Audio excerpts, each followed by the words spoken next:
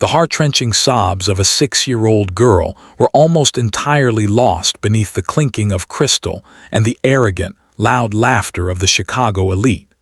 In the main dining room of Bellini's, wealthy patrons looked on with annoyance at the disruption to their expensive meals, but Lucia Antonia couldn't simply keep walking.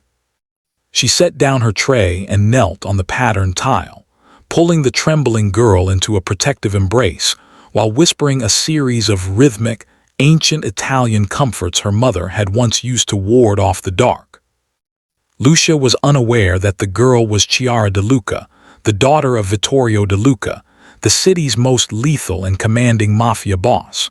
When Vittorio emerged from the private VIP lounge, the blood in his veins turned to ice. He froze, staring at the slender waitress in the simple white blouse who was speaking the impossible words of his own dead mother. Narrowing his eyes into calculating slits, he leaned toward his right-hand man, Enzo, and whispered a single chilling order: "Find out everything about her. By tonight." Subscribe to this channel. Sit tight, grab popcorn and comment where are watching from as we continue with this story. The air inside the restaurant was heavy with the scent of aged wine, truffle oil, and the cold tension of a high-level summit. It was a rainy Monday evening, the kind of night where the city's powerful brokers gathered behind closed doors to decide the fate of the Chicago docks. Lucia Antonia, a slender woman in her late 20s with chestnut hair pulled into a modest bun, was just trying to survive the double shift.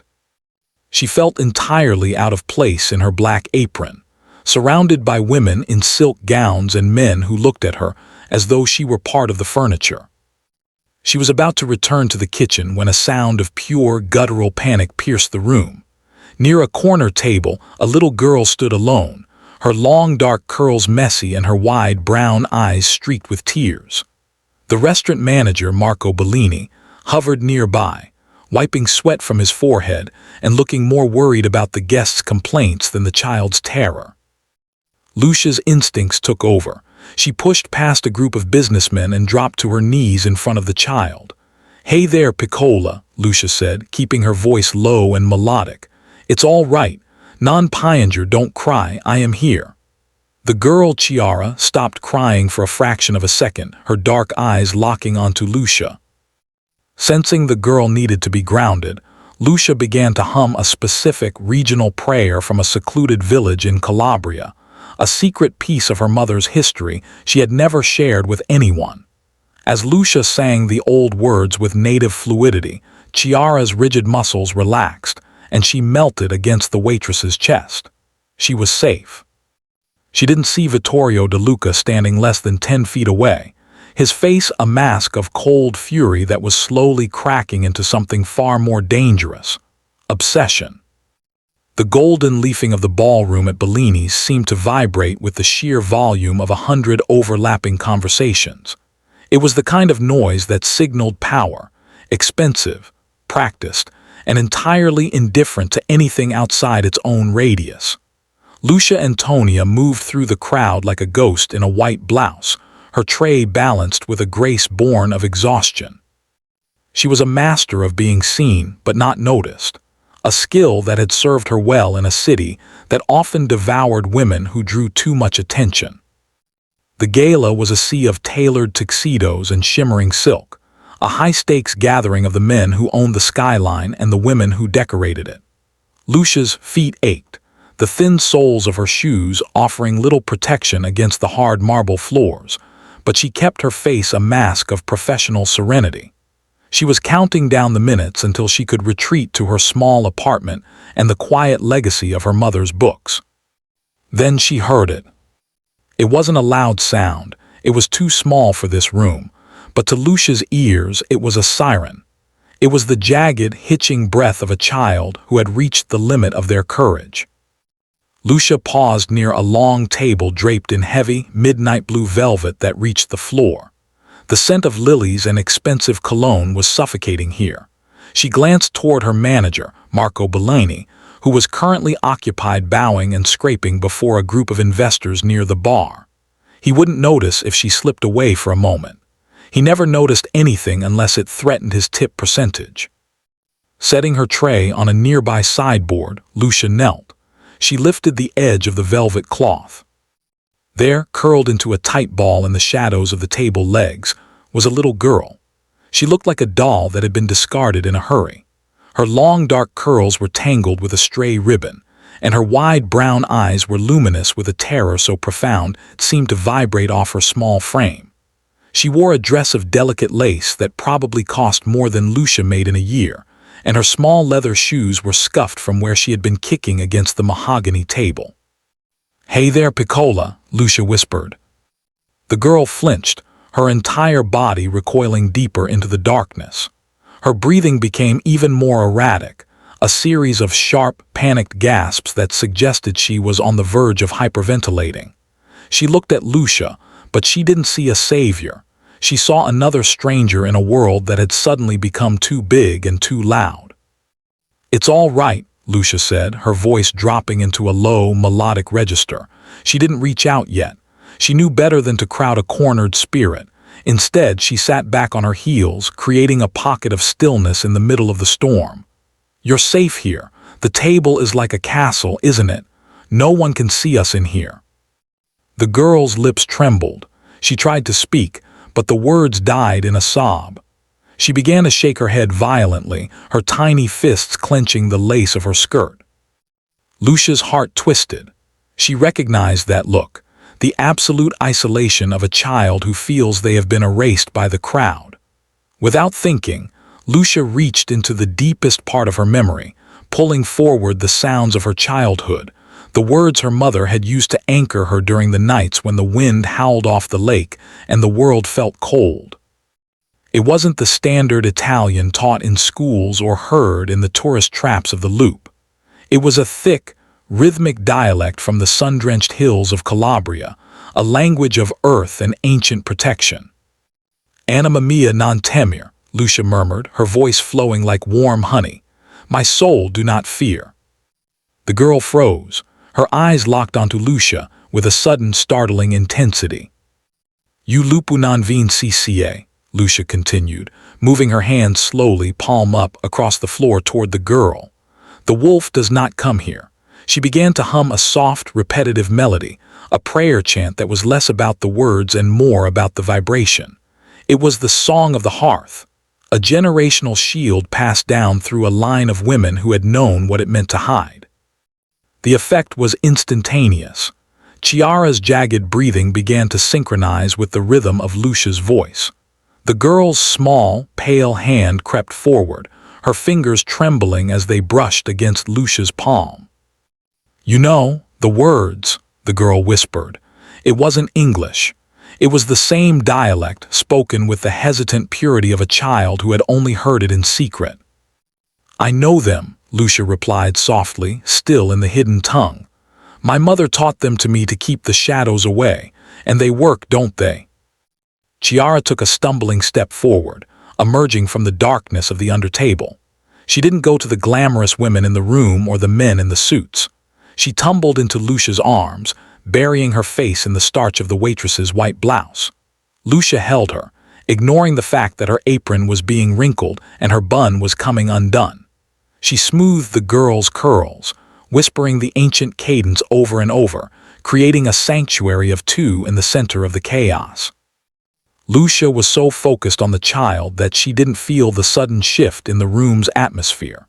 She didn't notice the way the laughter near the VIP lounge abruptly died out, or how the heavy footsteps of men in polished shoes were approaching with a terrifying, rhythmic precision. She only felt the sudden, prickling heat of a gaze so intense it felt like a physical weight on her shoulders. Lucia looked up. Standing 10 feet away was Vittorio DeLuca. He was taller than he appeared in the newspapers, a towering figure in a black suit that seemed to absorb the light around him. His features were carved from granite, his dark eyes usually described as cold enough to stop a man's heart. But as he stared at the waitress holding his daughter, Vittorio looked as though he had seen a ghost. His face was unnaturally pale. His jaw set so hard the muscles jumped in his cheek. He wasn't looking at the girl. he was looking at Lucia. Or rather, he was looking at the way her lips were still shaped around the final syllable of a prayer that had been a secret in his family for 3 generations. Behind him, Enzo Marino stood like a wall of muscle, his hand instinctively hovering near his jacket, his eyes darting between the girl and the waitress. Vittorio didn't move. He didn't reach for his daughter. He simply stood there, his chest rising and falling in shallow, controlled breaths. The impossible dialect, the one his mother had sworn would never be heard again after the fires in the old country, was vibrating in the air of a Chicago restaurant. Lucia felt a cold dread settle in her stomach. She realized then that she hadn't just comforted a lost child. She had accidentally unlocked a door she had spent her entire life trying to keep bolted. Vittorio's eyes tracked every detail of her face, the olive skin, the intelligence in her gaze, the way she didn't flinch even as her hands protectively tightened around Chiara. He leaned slightly toward Enzo, his voice a low, dangerous rasp that didn't carry to the rest of the room, but cut through the silence between them like a blade. "Find out everything," Vittorio ordered, his eyes never leaving Lucia's. "Every school she attended, every person she has ever spoken to, and whose blood truly runs in her veins. I want her life on my desk by tonight." Lucia stood up slowly, keeping Chiara tucked against her hip. She felt the eyes of the entire room on her now, but they didn't matter. Only the man in the black suit mattered. The silence between them stretched, heavy with the weight of a history Lucia didn't yet understand and a future she was now trapped in. Vittorio took a single step forward, the power of his presence suffocating the air. And for the first time in her life, Lucia Antonia realized that some secrets are too loud to stay hidden forever. The heavy oak doors of the VIP lounge clicked shut, severing the connection between the opulent chaos of the restaurant and the suffocating silence of Vittorio DeLuca's private world. Outside, the gala continued, a blur of clinking crystal and hollow laughter, but inside the soundproofed room, the air felt thick with the weight of an impossible ghost. Vittorio stood by the window, his back to the room, watching the rain lash against the glass in jagged streaks that mirrored the fracture in his own composure.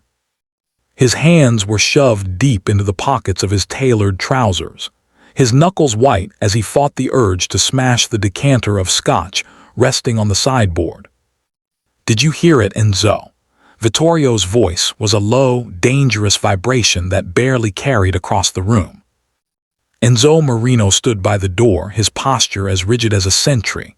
He had been with Vittorio through the bloodiest transitions of power in Chicago, and he knew how to read the tension in his boss's shoulders. He had heard the girl's sobbing stop. He had seen the way the waitress held her. But more importantly, he had heard the cadence of a language that didn't belong in a Midwestern steakhouse. "I heard the dialect, boss. It was old, deep country." Vittorio turned sharply, his dark eyes burning with a mixture of suspicion and a haunting, primal curiosity. It wasn't just deep country. It was the sotto voce, the whisper. "My mother told me those prayers were only used by the women of our village to settle the blood of the restless. She told me she was the last one who knew the rhythm of the hearth." He stepped into the light, his sharp features illuminated by the amber glow of the wall sconces. That woman, that waitress, she didn't just speak it. She breathed it. It was as natural to her as the air she was taking in while she held my daughter. Vittorio's mind was a frantic archive, flipping through the faces of his childhood in Calabria, searching for a link, a name, a reason why a girl in a cheap white blouse would possess a secret that was supposed to have burned in the fires of the Great Purge. The words Lucia had whispered were more than just a lullaby. They were a fingerprint of a specific lineage, a code that identified her as something far more significant than a mere employee of Bellini. "I want her life dismantled," Vittorio commanded, the cold authority of the DeLuca empire snapping back into place. "I don't want a standard background check. I want the marrow of her history. I want to know where she sleeps, who she speaks to, and exactly who taught her that prayer. If she has a mother still living, I want her found. If she has records in the old country, I want them on this table by sunrise." Enzo nodded, already pulling a secure burner phone from his jacket. What about the girl? Chiara won't let go of the waitress's hand. Marco is trying to pull them apart so the girl can be brought back to the estate, but the kid is fighting him.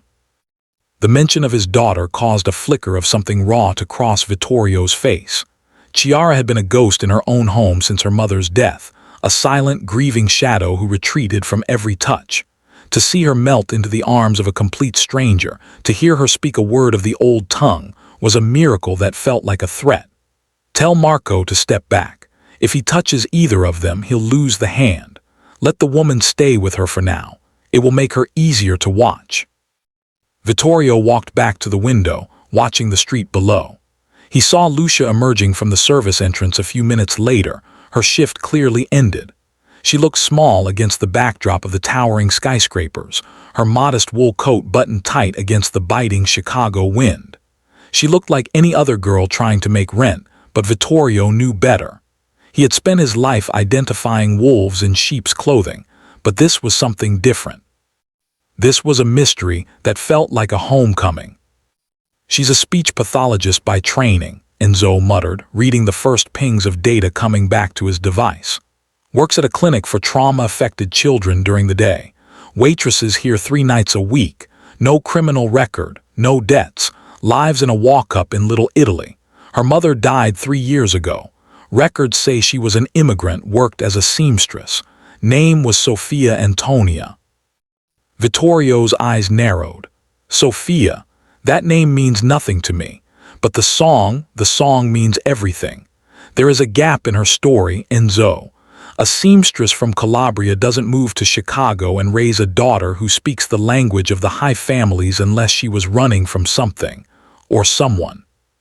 He thought of the way Lucia had looked at him, not with the fawning terror of the other staff, but with a quiet, intelligent defiance. She had recognized the power he held, but she hadn't bowed to it. She had kept her body between him and his daughter, a human shield fueled by a compassion he didn't know how to quantify. It bothered him. It stirred a restlessness in his chest that felt like a dormant volcano. Enzo, Vittorio said, his voice dropping to a whisper. Set up a detail, 2 cars, rotating shifts. She is not to be touched, but she is never to be out of sight. I want to know her routine, every coffee shop, every bus stop, every person she smiles at. And tomorrow I'm going to the clinic. The clinic, boss. You have the sit-down with the Mortys at noon. Push it, Vittorio snapped, his gaze fixed on the spot where Lucia had disappeared around the corner. The Mortys are a problem of the present. This woman is a problem of the past, and I have never been able to move forward until I've buried my ghosts. He poured himself a glass of scotch, the amber liquid catching the light. He could still hear the faint echo of the melody she had hummed. It was a haunting, beautiful sound that seemed to mock the violence of his world. Vittorio realized with a sudden, jarring clarity that he didn't just want to know who Lucia Antonia was. He wanted to know why her presence made the air in his lungs feel lighter, and why the darkness he had cultivated for 20 years felt, for the first time, like a cage. As the rain continued to wash over the city, the machinery of the DeLuca empire began to grind, turning its massive, lethal gears toward a single, unsuspecting woman. Vittorio took a slow sip of his drink, his eyes reflecting the cold, gray horizon. The hunt had begun, but as he watched the empty street, he couldn't shake the feeling that he wasn't the only one searching for something. Somewhere in the quiet corners of Lucia's life lay a truth that could either bridge the gap between their worlds or burn them both to ash. And Vittorio DeLuca had always been a man who preferred the flame. The biting Chicago wind whipped down the narrow corridors of the city, carrying the scent of impending rain and lake salt. Lucia Antonia pulled the collar of her worn wool coat tighter against her throat, her shoulder aching from the weight of her bag. The shift at Bellini's had ended over an hour ago, but the phantom weight of Chiara DeLuca's small, trembling body still lingered against her chest. Even now, walking toward the Blue Line train, Lucia could still hear the echoes of that ancient dialect vibrating in the back of her mind. It was a language of ghosts, a tongue she had promised her mother she would only use in the safety of their own home. And yet, in a moment of crisis, it had spilled out of her like an uncontrolled flood. She descended the stairs into the subway station, the fluorescent lights flickering with a sickly yellow hum. As she swiped her card and moved through the turnstile, a prickle of unease skittered down her spine. It wasn't the usual caution a woman felt traveling alone at night. It was something more targeted, a heavy, focused heat at the nape of her neck. She paused near a concrete pillar, pretending to check her reflection in a scratched vending machine. In the distorted glass, she saw him. He was a rugged man in a dark, perfectly fitted suit that looked entirely too expensive for a subway platform at midnight. He wasn't looking at his phone or checking the transit map. He was standing near the stairs, his strong jawline set, and his watchful eyes fixed directly on her. It was Enzo Marino, the man who had stood like a sentinel behind Vittorio DeLuca in the restaurant.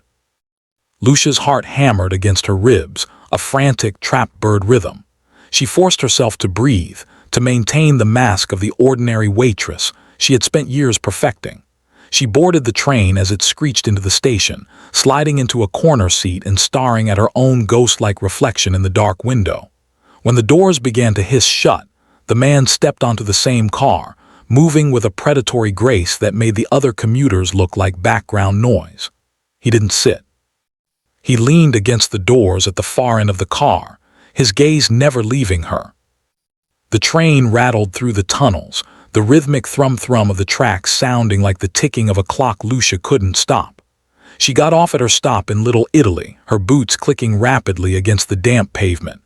Usually, the familiar sights of the neighborhood, the smell of roasting coffee from the all-night bakery, the flickering neon signs of the local deli, brought her a sense of peace. Tonight, they felt like obstacles. She turned onto her street, a row of narrow brick walk-ups where the shadows stretched long and jagged under the orange glow of the street lamps. Every time she glanced back, he was there. He wasn't trying to hide his presence anymore. He was a shadow that refused to be shaken. He stayed exactly 20 paces behind her, his footsteps echoing hers in a terrifying, synchronized dance. As she reached the heavy iron gate of her building, Lucia's hands shook so violently she nearly dropped her keys. She fumbled with the lock, her breath hitching in her throat. She could feel him getting closer. The air seemed to grow heavy with the scent of his expensive cologne and the cold, metallic aura of the world he represented. "Mr. Marino," she said, her voice surprisingly steady despite the tremor in her limbs. She didn't turn around until the gate clicked open. The man stopped. He stood under the halo of a flickering street lamp, his rugged features softened slightly by the amber light, but his expression remained as unreadable as stone. He didn't look like a common thug. He looked like a soldier awaiting orders. "You should be inside, Ms. Antonia," Enzo said. His voice was a low, gravelly rasp, devoid of threat but saturated with an absolute, suffocating authority. "The streets aren't safe for you tonight." "Is that a warning or a promise?" Lucia asked, finally turning to face him. She stood in the doorway, the light from the hallway casting her shadow long across the sidewalk. "You've been following me since I left the restaurant. Does Mr. DeLuca think I stole the silverware, or is he just unaccustomed to hearing a waitress speak his mother's tongue?" Enzo's eyes narrowed, a flash of something that might have been respect crossing his face. "The boss has many questions. My job is to ensure you're available to answer them. Go upstairs. Lock your door." "I don't belong in your world," Lucia whispered, her grip tightening on the doorframe. "Whatever you think you heard tonight, it was just a song, just words." "In this city, words are the only thing that last," Enzo replied. He took a single step back, melting into the deeper shadows of the brick alleyway adjacent to her building. "Sleep well, Lucia. I'll be right here." Lucia ducked inside and slammed the door, her chest heaving as she leaned her back against the wood. She listened to the silence of the hallway, a silence that felt fragile and temporary. She hurried up the 3 flights of stairs to her apartment, the air in the stairwell feeling thin and cold. Inside, she bolted every lock and leaned against the window frame, peering through a crack in the blinds. Down on the street, the black sedan was idling at the curb, its headlights extinguished like the eyes of a sleeping beast. She could see the silhouette of a man sitting in the driver's seat, and she knew Enzo was standing somewhere in the dark, watching the only entrance to her home. She walked into her kitchen and sat at the small wooden table where her mother used to sew. On the table sat a single framed photograph of a woman with the same olive skin and intelligent eyes, standing in front of a stone cottage in a village that no longer appeared on modern maps. Her mother had spent her life running, changing names and cities, always looking over her shoulder for the wolves that had hunted their family in the old country. Lucia realized with a sinking, hollow dread that the wolves hadn't just found her, they were guarding her door. She turned off the lights, but sleep was a distant country she couldn't reach. Every creak of the floorboards, every gust of wind against the glass, sounded like the approach of Vittorio DeLuca. He had ordered his man to find everything, and Lucia knew that in the hands of a man like Vittorio, everything was a death sentence for the quiet life she had built. She sat in the dark, the rhythmic hum of the city feeling like a heartbeat that wasn't her own, realizing that the secret she carried in her blood was no longer hers to keep. The watchful eye was open, and it wouldn't blink until it saw the truth. The Tuesday evening service at Bellini's was uncharacteristically subdued, a stark contrast to the previous night's high society gala. The air was heavy with the scent of garlic, rosemary, and the lingering threat of a storm brewing over the lake. Lucia moved through the dining room with practiced efficiency, but her nerves were pulled taut like a violin string. She could feel the weight of the black sedan still parked at the curb outside, and she knew that even if Enzo Marino wasn't standing in the foyer, she was being watched. Every time the door opened, her heart skipped a beat, bracing for a confrontation she wasn't prepared for. When the bell finally chimed at 7 o'clock, the temperature in the room seemed to drop 10 degrees. Marco Bellini, who had been lazily polishing glasses at the bar, suddenly snapped to attention, his face paling as he rushed toward the entrance. Lucia didn't need to look up to know who had arrived. The very air seemed to displace around the man who stepped inside, a gravitational pull of authority that demanded the room's silence. Vittorio DeLuca was not dressed in the tuxedo of a gala host tonight. He wore a charcoal gray wool overcoat over a dark sweater, looking less like a king and more like a predator attempting to blend in with the flock. He didn't wait for Marco to speak. He simply raised a hand to dismiss the manager and walked straight toward the section Lucia was covering. "Table for one," he said, his voice a low, resonant hum that cut through the soft jazz playing over the speakers. Lucia gripped her order pad until her knuckles turned white. She forced herself to look him in the eye, not with the submission he was likely used to, but with the weary resilience of a woman who had already faced her worst fears. She led him to a quiet booth in the back, far from the windows and the prying eyes of the other patrons. "Welcome back to Bellini's," she said, her voice steady despite the tremor in her soul. "I believe you're already familiar with the menu, Mr. Duca," he replied, sliding into the booth with a grace that made the cramped space feel like a throne room. "Vittorio Duca. I realized in the chaos of last night that I never properly thanked the woman who saved my daughter from a panic attack." Lucia stood by the table, her shadow cast long by the candlelight. "I was just doing my job, Mr. Duca. Any of the staff would have done the same." "We both know that's a lie," Vittorio said, his dark eyes tracking the movement of her hands. "Most of the staff were too busy worrying about the wine service to notice a child in distress. You, however, didn't just notice her. You spoke to her in a way that silenced a storm."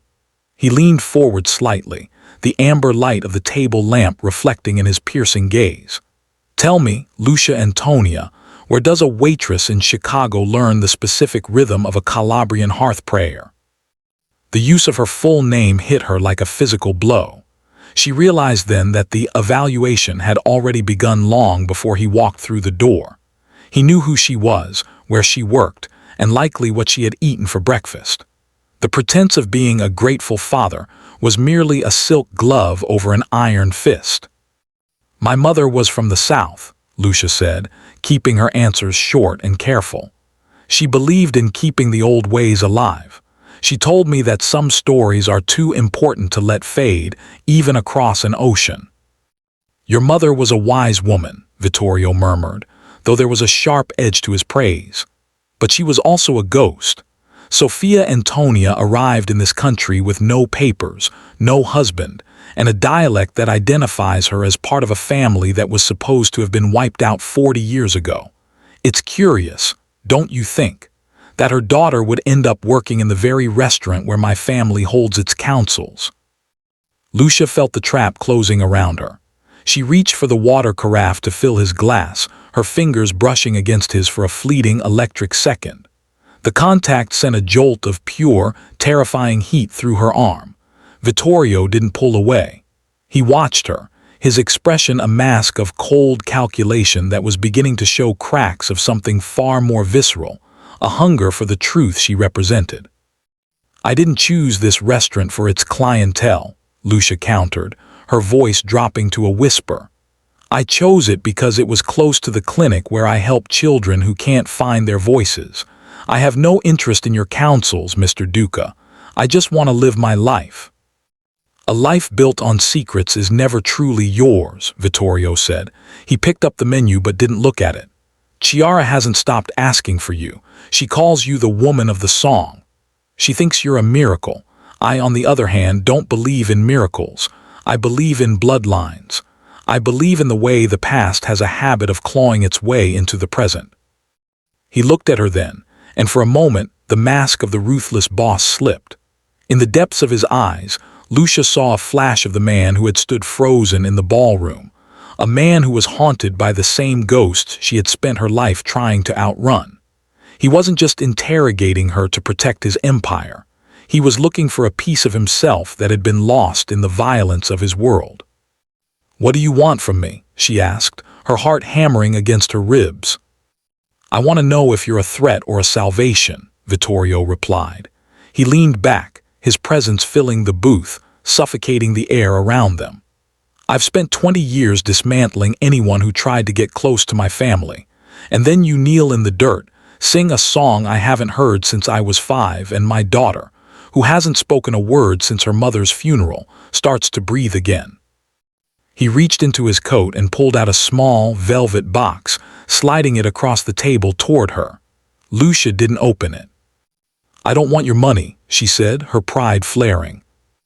"It isn't money," he said, his voice dropping to a dangerous, intimate rasp.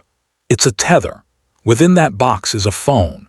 One button connects you to Enzo.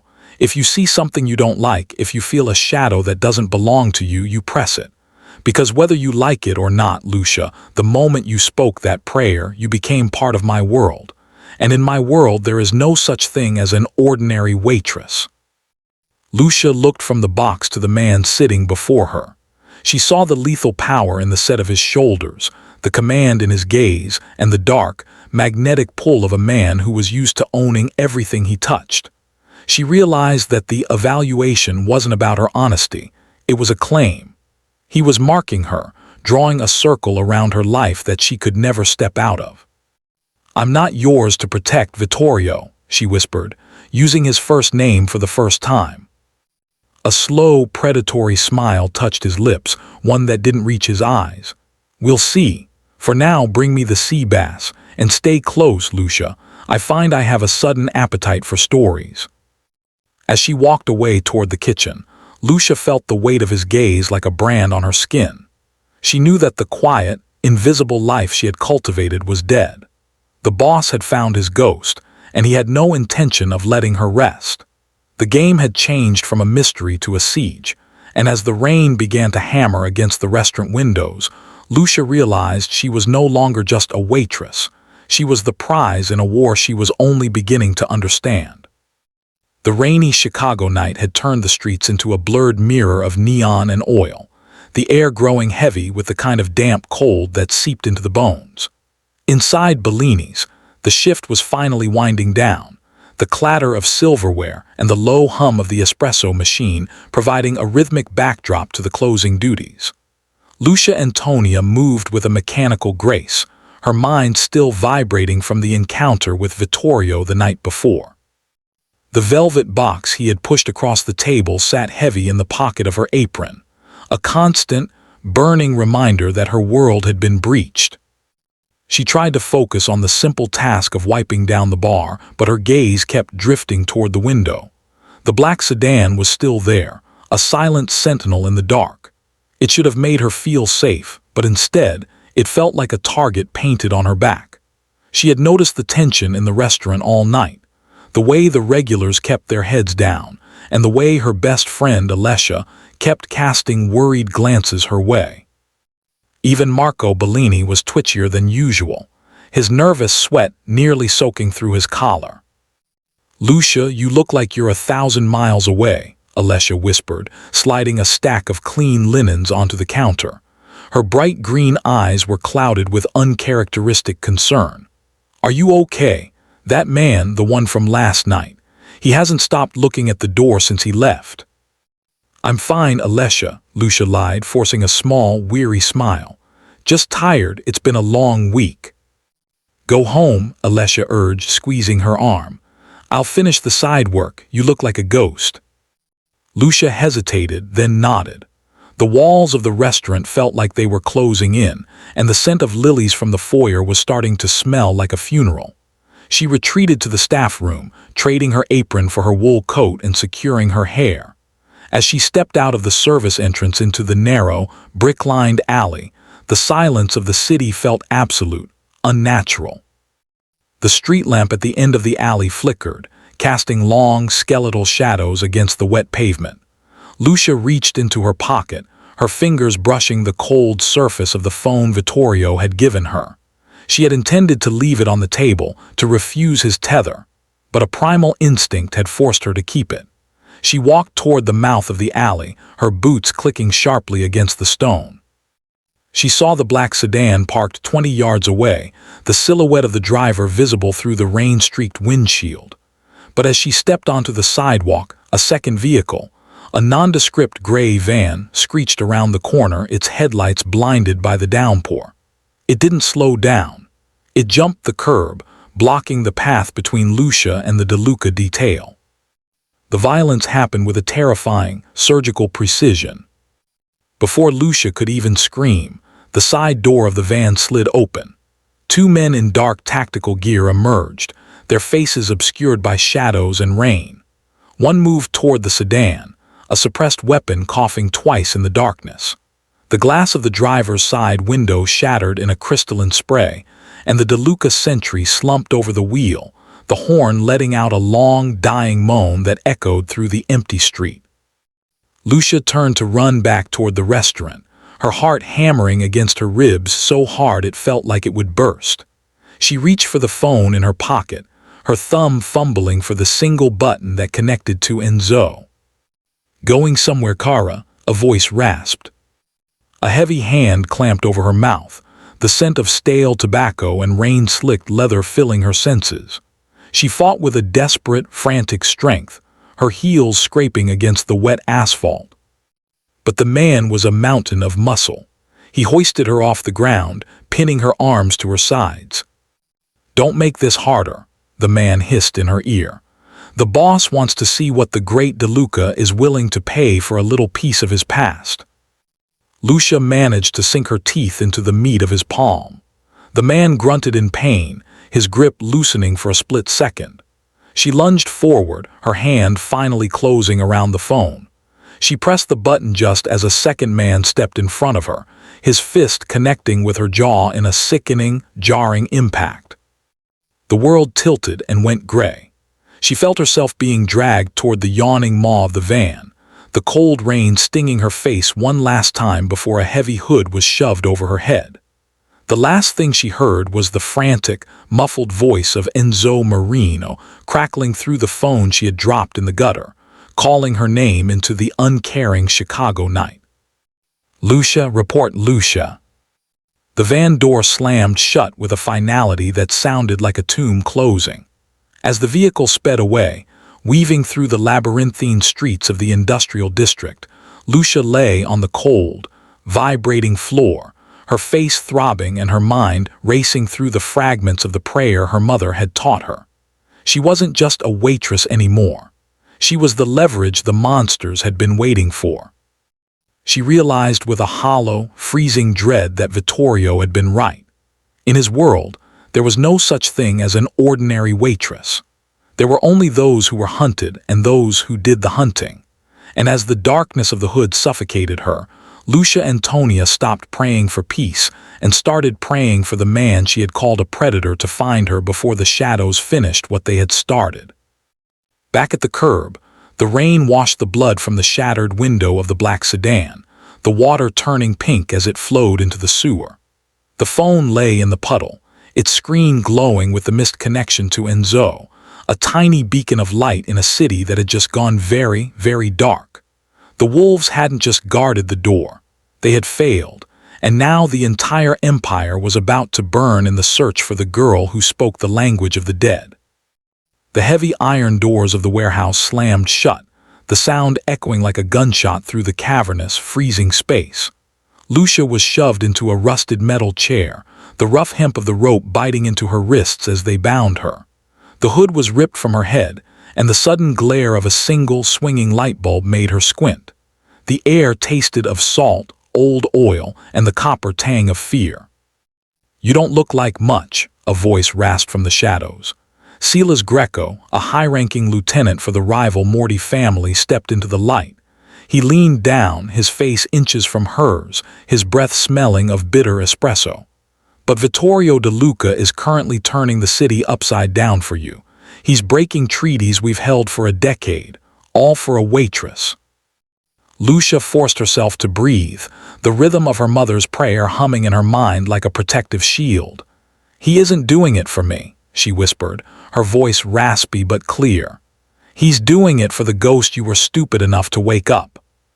Silas laughed, a dry, jagged sound, but before he could respond, the world outside exploded. The massive freight elevator at the far end of the warehouse groaned as it was torn from its tracks. A series of rapid-fire concussions rocked the building, flashbangs that turned the air into a blinding white void. Then came the silence, more terrifying than the noise, followed by the heavy, rhythmic thud of tactical boots on concrete. Vittorio DeLuca didn't enter the room, he reclaimed it.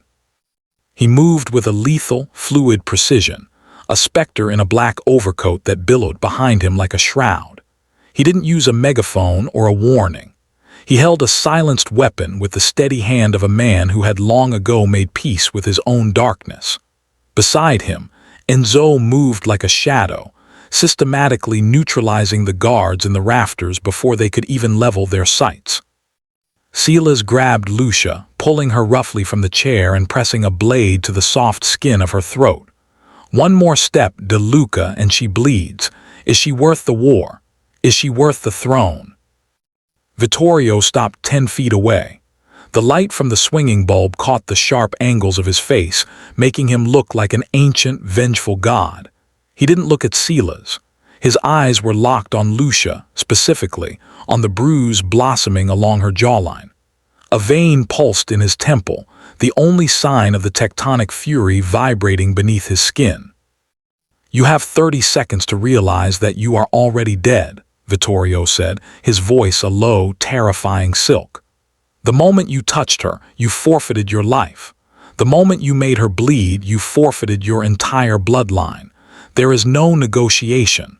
There is only the manner in which you cease to exist." "She's just a girl," Silas screamed, his hand trembling. "She's a nobody from a dead village." "She is the keeper of my soul," Vittorio roared, the sound tearing through the warehouse. In the heartbeat that Silas flinched, Lucia acted. She leaned her head back, slamming her skull into Silas's nose with a sickening crunch. As he recoiled, Vittorio moved faster than the eye could follow. A single, muffled shot rang out, and Silas crumpled to the floor, the blade clattering harmlessly away. Vittorio was at her side in an instant. He didn't call for a medic. He didn't check the perimeter. He dropped to his knees, his large, scarred hands trembling as they moved to cup her face. He sliced through her ropes with a flick of a blade, pulling her against his chest with a desperate, crushing strength. "I have you," he whispered into her hair, his voice thick with a raw, primal emotion she had never heard. "Lucia, anima mia, I have you." Lucia leaned into him, the scent of his expensive cologne and gunpowder finally grounding her. She felt the frantic beat of his heart against her ear, a heart that the world believed was made of stone. She realized then that the evaluation was over. He hadn't just come to save a piece of his history. He had come to save the only thing that made his present bearable. Around them, the warehouse was a scene of clinical devastation. Enzo and the DeLuca men moved through the shadows, ensuring the Morty influence in this sector was permanently erased. The air was cold, the night was violent, and the world they lived in was broken. But as Vittorio lifted her into his arms to carry her out into the rain, Lucia knew the shadows could no longer hide her. She was no longer just a waitress, and he was no longer just a boss. They were two halves of a blood oath, finally brought together in the middle of a war that was only just beginning. The rain outside the DeLuca estate drummed against the floor-to-ceiling windows of the private library, a relentless rhythm that seemed to echo the racing of Lucia's heart. She sat on the edge of a deep leather armchair, wrapped in a heavy cashmere throw that still smelled of Vittorio's cedarwood and spice cologne. Across from her, Vittorio stood by a massive mahogany desk, his movements uncharacteristically slow as he traced the edge of an old, yellowed photograph, one of the few items recovered from the hidden compartment in the floorboards of Lucia's apartment. The air in the room was thick with the scent of old paper and the copper tang of the storm. Vittorio finally looked up, his dark eyes no longer cold, but filled with a haunting, ancestral recognition. He held up a second document, a letter written in the same elegant, sloping script Lucia had seen in her mother's recipe books. "Your mother didn't just happen to know the dialect of the high families, Lucia," Vittorio began, his voice dropping into that low, resonant vibration that made the marrow of her bones ache. "She was the shadow that kept my bloodline from ending 40 years ago in the hills above Reggio Calabria." He walked toward her, kneeling on the rug so he was at eye level, stripping away the hierarchy of boss and waitress. He placed the photograph in her lap. It showed a younger version of her mother, Sofia, standing next to a stern, silver-haired man with Vittorio's unmistakable jawline. "This was my grandfather, Don Domenico," Vittorio said. "In the winter of 1986, the Great Purge swept through our province. The Morty ancestors and their allies had set a trap at the mountain pass. Domenico was wounded, his security slaughtered. He crawled to a small stone cottage belonging to a line of women known as the Fior, the flowers of the hearth. They were healers, keepers of the old prayers, and strictly neutral in the wars of men." Lucia ran her thumb over her mother's face in the photo. "She never told me. She told me we were nobody. She told me we were simple people who left because of the poverty." "She told you that to save you," Vittorio countered softly. "The Fior weren't supposed to take sides, but Sofia saw a man dying in the snow and chose mercy. She hid my grandfather in the cellar for 3 weeks, tending to his wounds with the very prayers you sang to my daughter. When the rival clans came searching, she lied to their faces, even when they burned her family's olive groves to the ground. She stayed silent because she had given my grandfather her word, a blood oath of sanctuary." Vittorio reached out, his thumb grazing the back of Lucia's hand. When the DeLuca reinforcements finally arrived, Domenico offered her a place at his right hand. Instead, she asked for a single favor, passage to America and a new identity.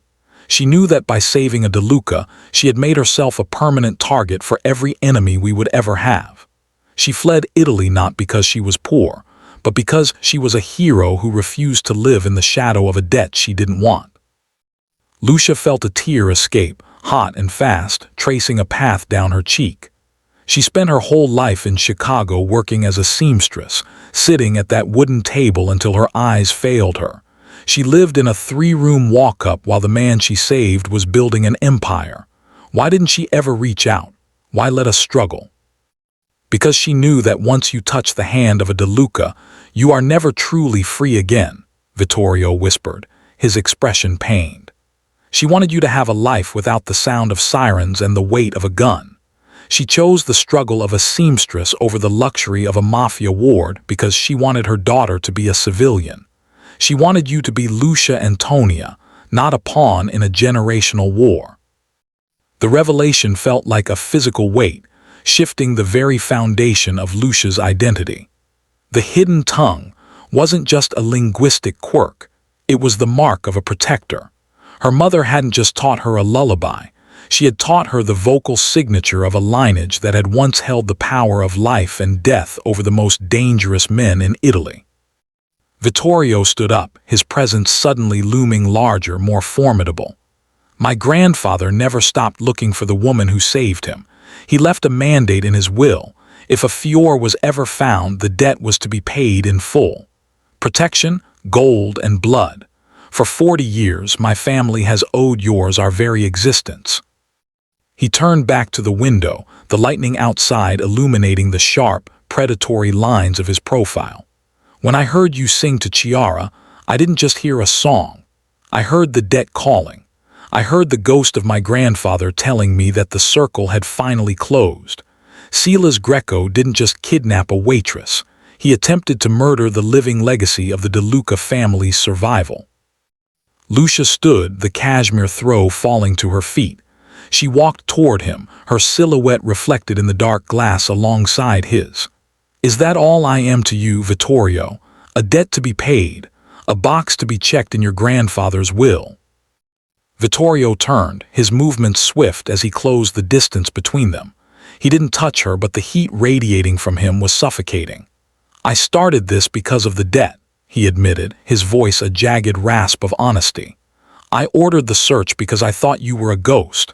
But the woman who stood her ground in that warehouse, the woman who looked at a blade and didn't blink, that isn't a debt. That is a woman I cannot breathe without. He reached out then, his hand tangling in the hair at the nape of her neck, pulling her just close enough that she could feel the frantic, heavy thud of his heart. You are the daughter of the woman who saved my name, and I am the man who will burn this city to the ground to make sure you never have to run again. Your mother ran so you wouldn't have to. Let the running end here, Lucia. Lucia looked into his eyes and saw the truth of the shadow of Calabria. It wasn't just a story of a narrow escape in the mountains. It was a blueprint for her life. She was born of a woman who chose mercy over power, and she had fallen for a man who used power to protect his mercy. The quiet life was over, not because it had been taken, but because she finally understood that her place wasn't in the shadows of a restaurant, but at the heart of the storm. The Mortys won't stop, she whispered, her hand rising to rest over his heart. They know who I am now. Then let them come, Vittorio vowed, his eyes burning with a dark, terrifying promise. They will find that the woman of the song is protected by the king of the void. And this time, there will be no survivors left to tell the tale. As the thunder rolled over the estate, Lucia Antonia finally let go of the seamstress's daughter. She leaned into the boss's embrace, accepting the weight of the crown and the blood that came with it, realizing that some legacies are written in ink, but hers was written in the very breath of the people who refused to let the light go out. The silence following the storm was often more deafening than the thunder itself. Inside the high-ceilinged study of the DeLuca estate, the only sound was the rhythmic ticking of a grandfather clock and the soft crackle of a dying fire. Vittorio stood by the window, his silhouette a jagged shadow against the moonlight. He had changed into a fresh white shirt, the sleeves rolled up to reveal the heavy scarring on his forearms, reminders of a life he had never been able to escape. On the desk behind him sat a thick manila envelope and a single, pristine bank draft. Lucia watched him from the armchair, her body still humming with the residual adrenaline of the warehouse rescue. She felt as though she were suspended between two lives, the one where she wiped down tables and worried about rent, and this new, terrifying reality where men died for the secrets in her blood. Vittorio finally turned, his expression unreadable, a mask of cold professionalism that didn't quite reach his eyes. He picked up the envelope and walked toward her, stopping just outside the circle of warmth provided by the fire. "The Morty family is a hydra, Lucia," he said, his voice flat and clinical.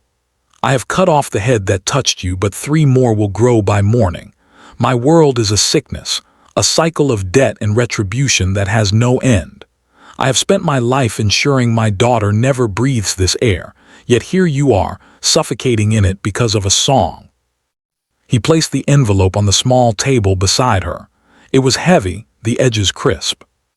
"Inside are the deeds to a villa in a quiet coastal town in Portugal," Vittorio continued, his gaze fixed on the fire. "There is a passport with a new name, one that has no ties to Calabria, no ties to the Fior, and certainly no ties to me. And there is a bank draft for $5 million. It is enough to build a wall of gold between you and the rest of the world. It is enough to ensure you never have to serve another drink or look over your shoulder again." Lucia looked at the envelope, then back at the man who had torn through a city to save her. "You're giving me a golden parachute, Vittorio. You're paying me to disappear." "I am paying for your life," he snapped, the first flash of emotion breaking through his calm. He moved closer, the heat of his presence suddenly overwhelming. "I have spent 48 hours realizing that every second you spend near me is a second you spend in a crosshair. My grandfather's debt isn't paid by keeping you in a gilded cage until someone finds a way to break the locks. It's paid by giving you the freedom my family took from yours 40 years ago." He knelt before her, much like he had when they discussed her mother, but this time there was a distance in his touch as he took her hand. His palms were rough, the hands of a man who dealt in violence, yet they held hers with a heartbreaking tenderness. "Take the money, Lucia. Take the new name. Go to the clinic in Lisbon or open your own. Be the woman your mother wanted you to be. If you stay here, you aren't just a waitress anymore, you're a target. You're the weakness they will use to break me, and I will not watch you burn just to keep myself warm." Lucia looked down at their joined hands. The $5 million represented everything she had ever lacked: security, peace, a future without the crushing weight of survival. It was the ultimate mercy, a way out of the darkness before it fully swallowed her. But as she looked at Vittorio, she didn't see a boss or a predator. She saw a man who had been a ghost in his own life, a man whose only tether to his own humanity was the daughter she had comforted and the song she had sung. "And Chiara," Lucia whispered. "What do I tell the girl who finally started to breathe because she found someone who knew her grandmother's heart? Do I tell her I took the money and ran?" Vittorio's jaw tightened, a muscle jumping in his cheek. "She is a DeLuca. She will learn to live with loss. It is the first lesson we teach our children." "It's a cruel lesson, Vittorio, and a lonely one." Lucia stood up, the cashmere throw sliding to the floor, leaving her feeling exposed but resolute. She walked to the desk and picked up the bank draft. The paper felt light, insignificant against the gravity of the choice. "You think you're being noble. You think you're saving me by pushing me away into a beautiful, lonely exile." "I am saving you from me," Vittorio roared, spinning around to face her. The firelight caught the raw agony in his eyes. "Do you think I want this? Do you think I want to wake up in an empty house knowing the only woman who ever looked at me without fear is on the other side of the ocean? But I am a man of shadows, Lucia. Everything I touch eventually turns to ash. I will not let that happen to you." Lucia looked at the draft one last time. She thought of her mother, Sophia, who had lived a life of quiet, fearful invisibility, always waiting for the other shoe to drop. Her mother had run to save her, but in doing so, she had raised a daughter who was tired of running. Lucia realized that the $5 million wasn't a ticket to freedom. It was a ticket back to the shadows her mother had lived in. With a slow, deliberate motion, Lucia reached out and held the bank draft over the dying embers of the fireplace. "Lucia, don't," Vittorio warned, stepping forward. She let go. The paper caught the heat, the edges curling into black ash before the flame consumed the $5 million in a sudden, brilliant flash of blue and orange. The golden parachute vanished into the chimney, leaving nothing behind but a faint scent of burnt ink. Vittorio froze, his breath hitching in his throat. The silence returned, heavier than before. "I am not a debt to be settled, Vittorio DeLuca," Lucia said, her voice ringing with an unbreakable strength. "And I am not a coward to be hidden away. My mother saved your grandfather because she chose to stand in the gap between life and death. I am her daughter. I don't want your gold and I don't want a fake name." She walked toward him until her chest was inches from his, forcing him to look at the woman who had just burned her escape route. "If there is a war coming, I will stand by the man who protected me. If Chiara needs a voice, I will be the one to help her find it. You told me that once I touched the hand of a DeLuca, I would never be free again. Fine. Then let's stop pretending there's a way out." Vittorio stared at her, his mask completely shattered. He looked at her as if she were the most terrifying and beautiful thing he had ever encountered, a miracle he didn't deserve, and a fire he couldn't put out. He reached out, his hand trembling as he tucked a stray chestnut lock behind her ear, his touch lingering on her bruised jaw. "You are a fool, Lucia Antonia," he whispered, his voice thick with a desperate, burgeoning hope. "Perhaps," she replied, a small, defiant smile touching her lips. "But I'm a fool who knows exactly where she belongs, and it isn't in Portugal." Vittorio didn't offer her another ticket. He didn't mention the Mortys or the danger. He simply closed the distance, his mouth finding hers in a kiss that was a surrender, a vow, and a declaration of war all at once. The golden parachute was gone, but as Lucia held onto the most dangerous man in Chicago, she felt more secure than $5 million could ever make her. She had chosen the storm, and for the first time in her life, she wasn't afraid of the lightning. The morning sun filtered through the tall, arched windows of the DeLuca breakfast room, casting long, pale stripes across the mahogany table. It was a stark contrast to the violence of the nights before, but the peace felt fragile, held together by the sheer force of Vittorio's presence. He sat at the head of the table, his eyes fixed on a steaming cup of espresso, though he hadn't touched it. Across from him, Lucia sat with Chiara. The little girl was focused on a plate of fruit, her dark curls caught in a simple velvet ribbon Lucia had found for her. The air was thick with things unsaid. The ashes of the $5 million draft were already cleared from the fireplace, but the weight of Lucia's refusal remained, a silent vow that hung between them. Vittorio looked up as Enzo entered the room, leaning down to whisper a final report. The Morty family had been silenced. The immediate threat was gone, but the permanent change in the DeLuca household was only beginning to reveal itself. Vittorio set his cup down, his gaze shifting to Lucia. "The car is ready to take you to the clinic," he said, his voice low and carefully neutral. "Enzo will remain with you. From now on, your life will have a shadow, Lucia. Are you truly prepared for the cost of this better world you've chosen?" Lucia didn't answer with words. She reached over and gently placed her hand on Chiara's shoulder. The little girl looked up, her wide brown eyes darting from Lucia to her father. For months, Chiara had been a silent observer of her own life, a ghost haunted by the trauma of loss. But as she looked at Lucia, something shifted in the girl's expression, a spark of recognition, of safety.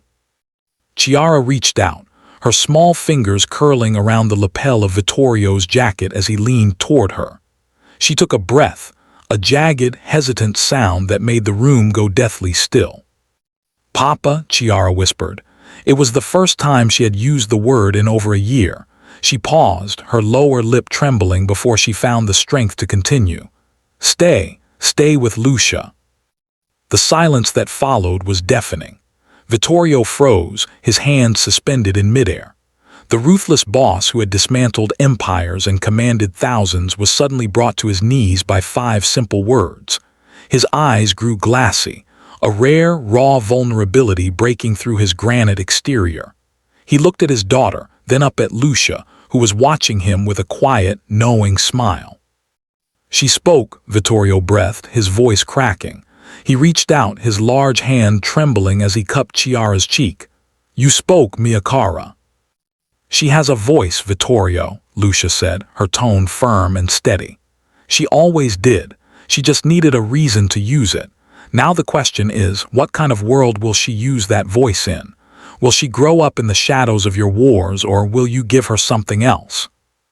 Vittorio stood up slowly, the power and authority returning to his frame, but it was tempered now. He walked around the table until he stood directly behind Lucia. He placed his hands on her shoulders, the heat of his touch seeping through her blouse. He didn't look like a man guarding a debt anymore. He looked like a man who had finally found his North Star. You burned the money, Lucia, Vittorio murmured, leaning down so his breath fanned her ear. You refused the escape. You chose the wolf. I chose the family, Lucia corrected, tilting her head back to meet his piercing gaze. And if I'm to stay, I am not a guest and I am not a waitress. I am the woman who keeps the hearth. That means the blood stops here, Vittorio. No more vendettas. No more children left crying under tables because of the name they carry. Vittorio's grip tightened slightly, not in a threat, but in a desperate, grounding embrace. He looked at his daughter, who was now smiling, and then at the woman who had dared to challenge the King of the Void. He realized that the quiet strength of the Fior was far more dangerous than any weapon he had ever wielded. It was the only thing capable of conquering him. You ask for the impossible, Vittorio whispered, a dark, predatory smile finally touching his lips. You ask for a DeLuca to be a saint. I ask for a father to be a man, Lucia replied. Vittorio let out a long, ragged exhale, the tension of 20 years of violence finally beginning to drain from his shoulders. He leaned down and pressed a firm, lingering kiss to the crown of Lucia's head before turning to Enzo. Tell the families there will be no more expansion, Vittorio ordered, his voice echoing with an absolute finality. The borders are set. We are moving our interests into the light. If anyone has a problem with the new direction of the DeLuca family, they can answer to me. But the war is over. Enzo blinked, clearly stunned, but he nodded and retreated, leaving the three of them alone in the morning light. Lucia stood up and took Vittorio's hand, her fingers interlacing with his. The golden parachute was a memory, and the waitress was a role she had outgrown.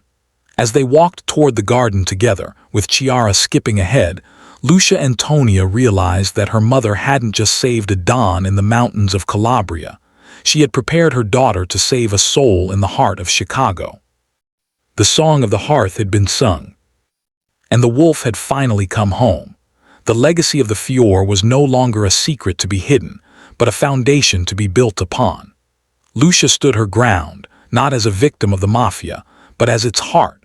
And as Vittorio pulled her into the circle of his arms, she knew that for the first time in generations, the DeLuca name would stand for something more than just the dark.